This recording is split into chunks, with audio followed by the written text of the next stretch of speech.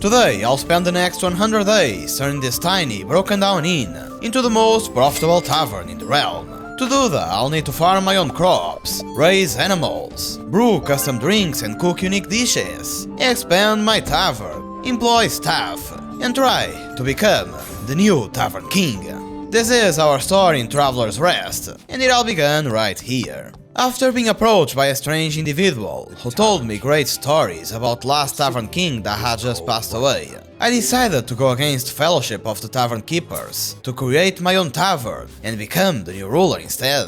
So I signed my life away alongside all my savings. And here we are, broke, but at least this place is now ours. Its condition was not the best, to put it mildly, and there were even spirits inhabiting the place.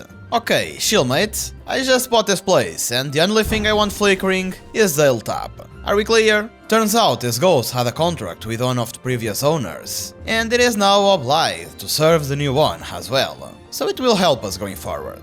I made my way to the bedroom, took the mop that was on chest, and started cleaning this whole mess. With that done, I put the benches in place, decorated the table with a dying plant and a candle, which was surely better than nothing, and we're now ready to prepare the menu. In the cellar I mopped some rats around, that gave us some thoroughly not disease-inducing meat, and grabbed the beer from the barrel. Using the oven I cooked some delicious rat skewers, added them to the menu, and had May transform into an anime girl, for us to get some experience on how to run a tavern. While the customers ate, I had to clean the mess they made, and serve their orders obviously. They apparently also have the right to complain, and I have to calm them down when that happens. Or solve it in the good old way, with a mop. All this for them to have a good experience and increase our reputation level that, up and level up, will unlock new stuff. If we want to do that though, we need real customers, and they unfortunately won't eat red skewers. So I walked around the vicinity, taking a look at various stuff we had to repair, and made my way to the city, where these weird twins gave me a bunch of stuff, including fresh meat that we used to cook some delicious steaks, wheat to make malt and transform it into beer, that would then need to be stored in cellar to age, and a bunch of tools. I used those to clear tall grass nearby until soil, and after watering it, we could finally start planting our own seeds, which is really cool. Next step was to gather some wood and coal to fix a sawmill, but I also took the opportunity to farm all the other stuff nearby, because I'm sure it will be needed later. After going to sleep, the crops were all ready to be harvested, so I did just that, and also collected the beer that was now properly aged. With that done, it was finally time to open the tavern and serve our first real customers. We only have steak on the menu, so that's the only thing they will be eating for now. But that didn't prevent the tavern to quickly fill, so I was quite busy serving, cleaning and etc. Also, they were cold, so I lit fireplace for them. Honestly, our first day was a huge success. We served so much stuff that we even had to add coal to the oven, and cook more steaks and make more beer while people were coming in. It was late though, so I closed the tavern at midnight, with just enough people left for our reputation to increase to level 1. And no, it was not planned. May came to congratulate me and brought me to a strange ancient door that she had the powers to unlock for some reason. Inside there was a portal that teleported me to a freaking cool altar with a torch from the last Tavern King, and upon being lit, we could now learn new recipes. I chose the salad cause it seemed really easy to do, and the sausages, cause everyone likes sausages, right? On our way back, we killed a wild turkey that yielded us some nice meat, dug some boots, and found a sealed entrance to a mine that we'll probably be able to explore later. Back home I farmed some more, and received a to-do list from May that was all about repairing a bunch of stuff. So that was what I focused on. After farming a bunch of materials and replanning stuff as I went, I bought a ton of new seeds, and found a pet shop in city. This girl had lost one of her cats, so I helped looking for it in city. And when I finally caught it, she was really happy, and let me adopt one for myself. We can buy stuff for it as well, but we're broke right now, so that ain't gonna happen. Late at night I had a peak of productivity and started a whole new farm in the other side of the house.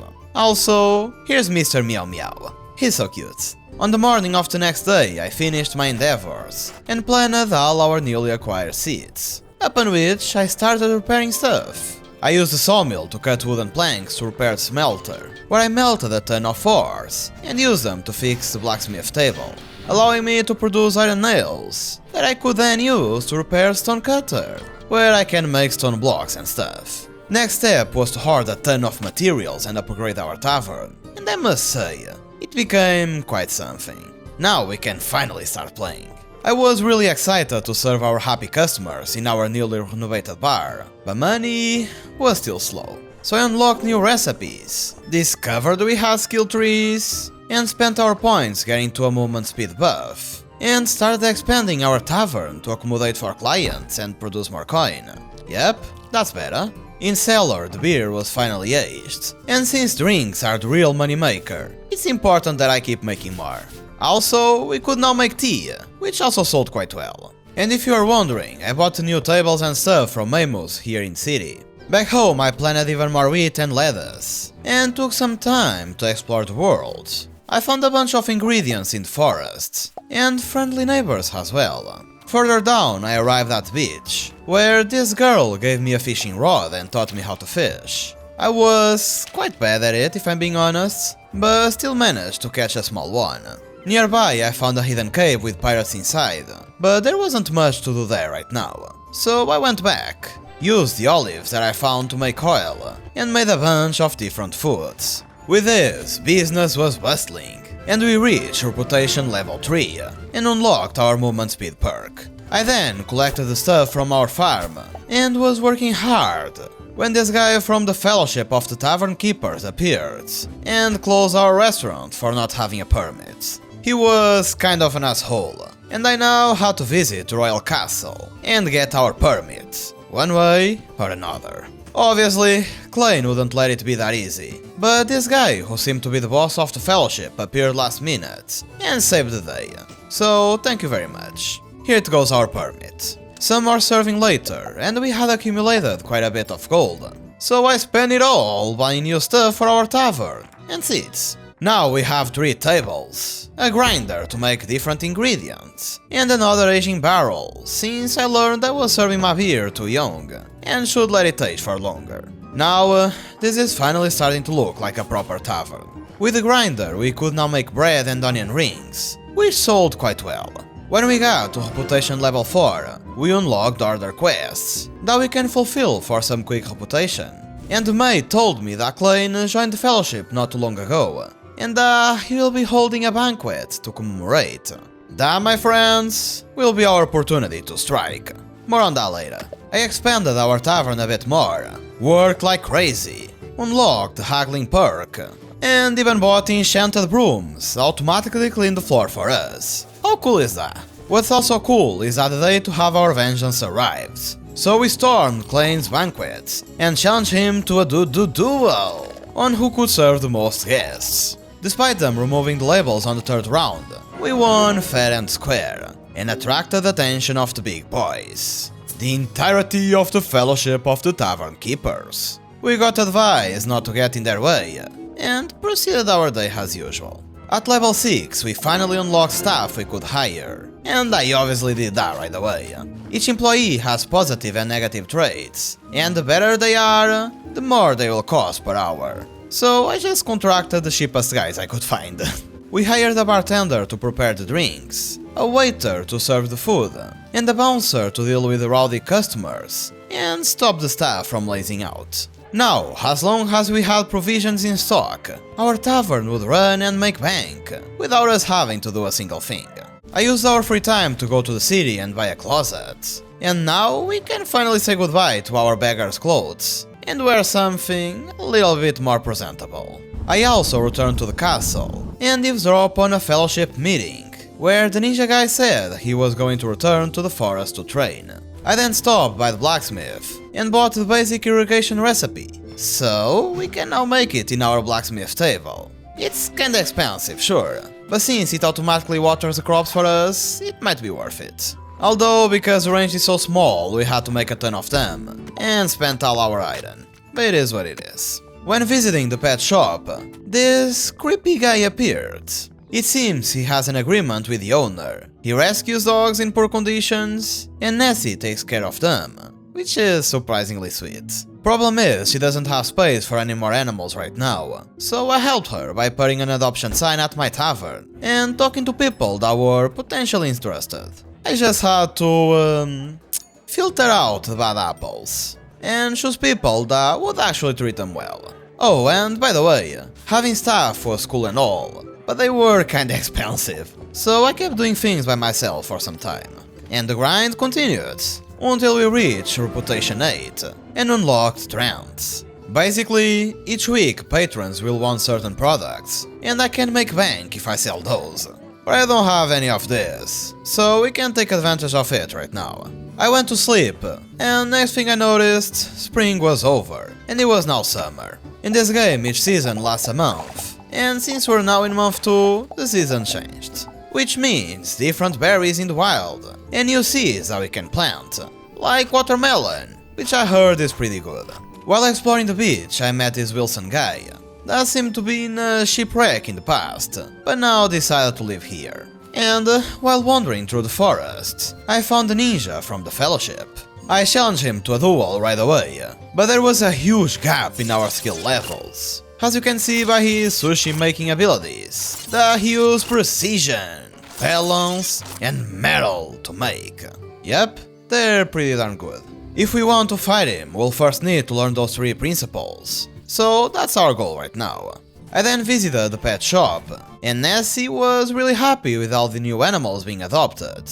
So much so that she even gave us a doggy. And I'm sorry, but I'm not feeling that inspired right now. Doggy was really happy though, as you can see by his tail wagging speed.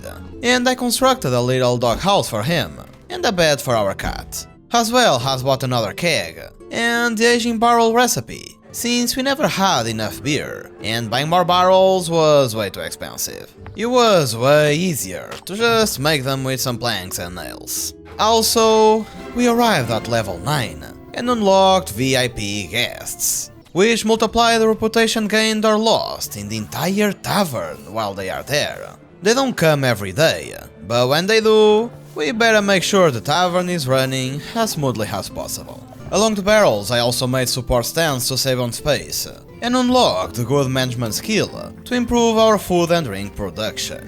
Now, with these many barrels, we surely won't roll low on beer anytime soon. I noticed the ice on the cave was melting, and went to a bathhouse nearby to ask this guy about his teachings on balance. He brought me inside where cute capybaras were taking a bath, and had me balance the temperature of their water with hot and cold buckets. The minigame was pretty fun, and I managed to master the first principle, so 2 more to go. I then expanded our farm, collected the crops, and spent a freak ton of money on new seeds to plant. And, by the way, the watermelon juice is way more expensive than the other ones, so I'll focus on selling that. And just look at this. How beautiful. By this point I was fulfilling orders and mining every day, and I just had barely enough money to buy the apiary recipe. With materials I've been saving, I built as many as I could, and we just needed to wait for the honey now.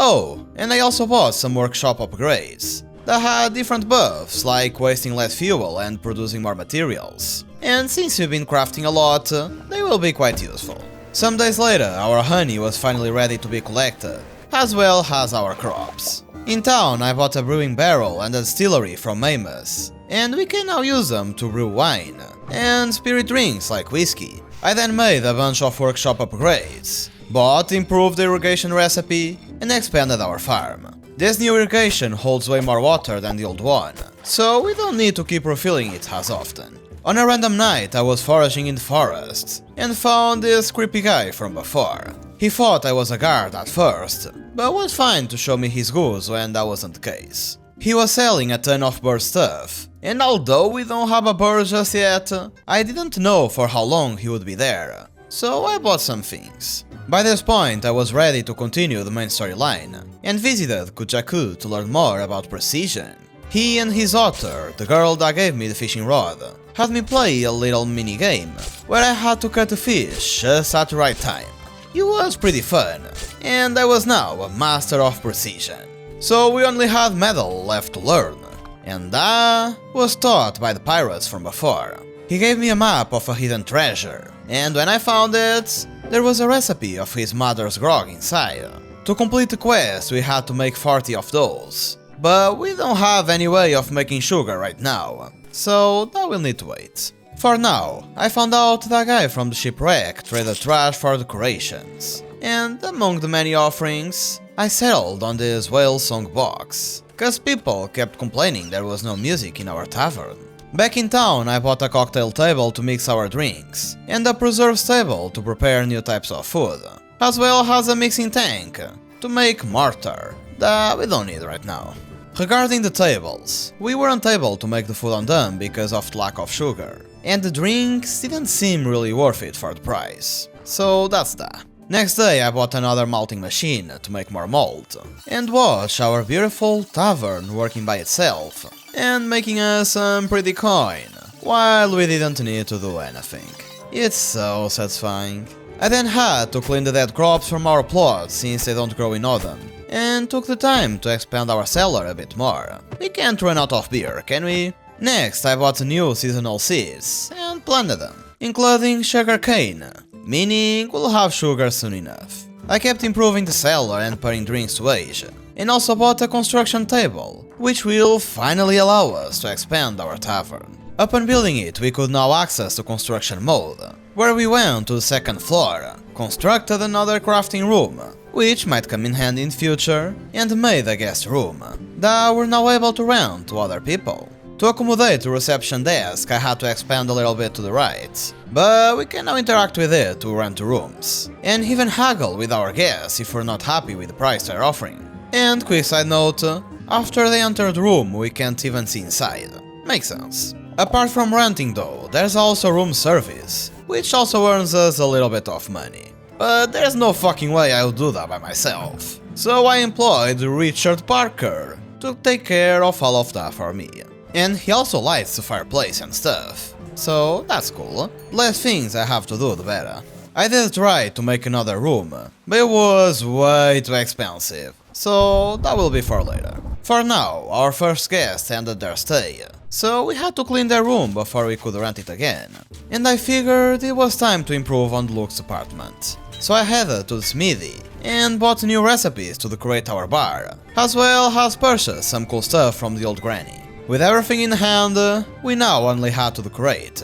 So we got to work, and after a bunch of time, this was the result. I wouldn't call it pretty by any stretch of the imagination, but we managed to fit a lot of stuff inside, and our comfort was quite high, which will give us extra reputation, so that's what matters. By this point our cellar was already a sight to behold, and we were making a bunch of expensive beer. Also, our crops were ready to be harvested, meaning that we can now make sugar. Oh, and by the way, I kinda forgot to tell you, but as your employees work, they gain profession points, and you can use them to level up their skills. So that's what I've been doing. Apart from sugar, we also needed lemon juice to make Silverbeard's grog.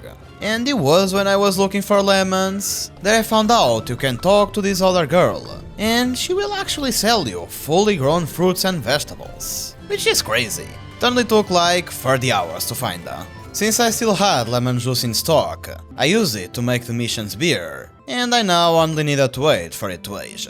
In the meantime, I improved the comfort of our guest's room, for it to make us more money, and also placed an armor that I made in the tavern. With the grog now aged, I gave it to the pirate, and he agreed to train me on metal. I just had to dodge all the cannonballs he was firing at me, which wasn't that hard, and it was done. As a master of the three principles, it was now time to challenge Kiro. The match was to happen at the mountaintop hot springs, but before leaving, May came to talk to me. She seemed kinda worried about the outcome, but now there was no going back. Outside there were two of the other members of the fellowship, and inside our adversary. The rules were simple. We just needed to take the ingredients and make the food our guests wanted to eat.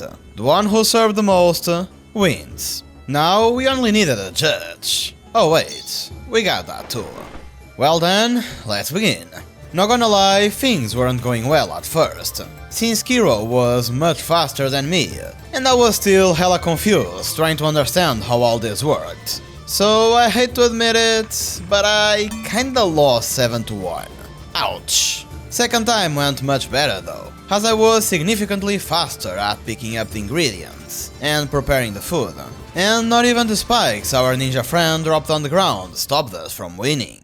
Kiro was really ashamed of his defeat, and things only got worse when the leader of the Fellowship of the Tavern King arrived. Lucen was enraged and strangled Kiro midair with some kind of magic. He accused Kiro of acting behind his back and betraying him, and just tossed him aside like he was nothing. Lucen then tried to recruit us, but quickly turned on us when we refused. He went for the kill, but got deflected by Mei that appeared to save us. They seemed to already know each other, and were ready to barrel to the death, when Lucen changed his mind and just left, saying Mei wouldn't be able to protect us, like she wasn't able to protect the first guy that made a pact with her. This was really freaking tense, and when I tried to ask Mei for answers, she just said she was Lucen, and gave me a freaking JoJo meme. If we want to know how this story continues, we'll need to wait for the devs to finish the game. So that is that. But our journey is still far from over. We still need to make it to the winter, build a ranch, raise animals, and a lot more. For now I visited our friend Crowley and bought a better perch, alongside a parrot egg.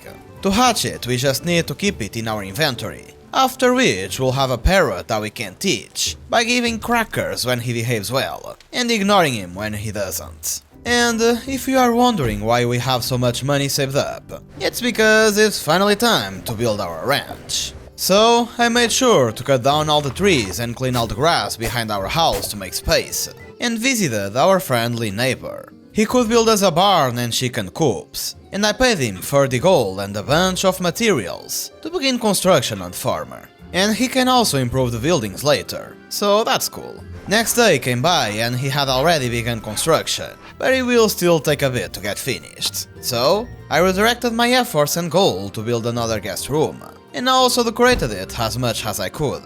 Not that bad, I must say. And since I was already on it, I also remade the first one. But gosh, what are these guys even doing in the rooms that I rent them? This is insane. A bit later, our parrot finally hatched, and I called it Koala. After placing it on its perch, I was waiting for it to say something, anything, but its beak remained shut, so guess it will need some time to adapt. And talking about adapting, I found out that Hikari sold a table to make fish traps. We already had everything apart from the actual bait, so despite me not liking fishing in games, I spent some time doing that, and used our catches to make a bunch of traps that I then placed on the beach. So we now could have fish without actually having to fish. I just wish I had found that out sooner. And if you noticed, yes, it's now winter, and everything is covered in snow, which is pretty cool. Also, new season means new seeds, so I did just that. Next day arrived and the barn was finally complete. Inside there was space for 4 animals, but right now it was empty. So I visited the farm. So it was way too freaking expensive to upgrade the barn, and bought animals from Holy, namely a cow called Pearl, a sheep called Jasmine, and 2 pigs that go by the name of Abby and Melody. Holy then taught us the ropes of the job. We first had to place the animals inside, and for them to develop and give more products when slaughtered, we had to give them water and food every day. To make said food, we bought a forage table, and used plant fiber gathered from cutting grass to make hay for the cows and sheep. And as for the pigs, we just had to use literally any dish to make leftovers. But that was not all. For them to grow, we also had to ring this bell and take them for a walk for at least an hour every day. We just can't forget them outside overnight, or do that in adverse weather conditions, or they might become sick, and we'll need to give them medicine. With walk done, I took them inside, and just focused on other stuff. Next day came by and their development meter had gone up a little bit, so I did everything all over again. But that was not all, since for the low price of 15 gold, we also built a chicken coop, and it will be complete in a few days. Heading down, I visited the beach, and our traps were full and ready to be collected. So I got to work and got everything, from nets and boots to lobsters and crabs. I really just wish I did this sooner. On the next day, our animals were already producing milk that we could use to make us some cheese and sell it for an extremely good price. But turns out that walking in the middle of a snowfall counts as adverse conditions, and Abby was sick. Poor thing. I bought some medicine and gave it to her, so she should be fine by tomorrow. And I also grabbed vitamins for everyone, so they don't get sick as well. I then started putting pickles to age, since they actually fetch quite a good price, and I expanded our tavern just enough to make space for 3 kegs. Time passed by, and our chicken coop was finally complete. So I built another one, started making cocktails, and more importantly, bought the actual chickens. They were easier to take care of than the herd, since we only had to give them food made out of seeds and water. No need to take them for a walk or worry that they will get sick. And the more they develop, the quicker they will lay eggs. Since we had some extra gold, I bought our dog and cat the house they deserved. And apart from looking really neat, I'm sure they will love it as well. And quick side note, but storage never seems to be enough in this game. Since we now had so many new ingredients, I went to the altar and unlocked a bunch of new recipes. I then noticed the cat trying to make itself a parrot skewer, and it seems like that finally made it learn to talk, although not what we wanted, and it made us lose some reputation. At least we finally had eggs to collect, and our big animals were also fully developed, meaning that they give a good chunk of meat when killed. So close your eyes if you must, but I put our mob to use and slaughtered them all, which was quite sad, I gotta admit. I obviously replaced them, and even killed a chicken just to get some of its meat as well. And with all of these new ingredients, there was now a myriad of dishes we could make, like a complete hamburger, scrambled mushrooms, and even cheesecake. There was still a lot we could do, but our 100-day journey unfortunately ends here. If you like this one, make sure to watch this other video right here, and let me know what other games you'd like me to play. I didn't know I was into cozy games, but I enjoyed this one quite a lot, so I hope you liked it as well. And see you on next one, goodbye.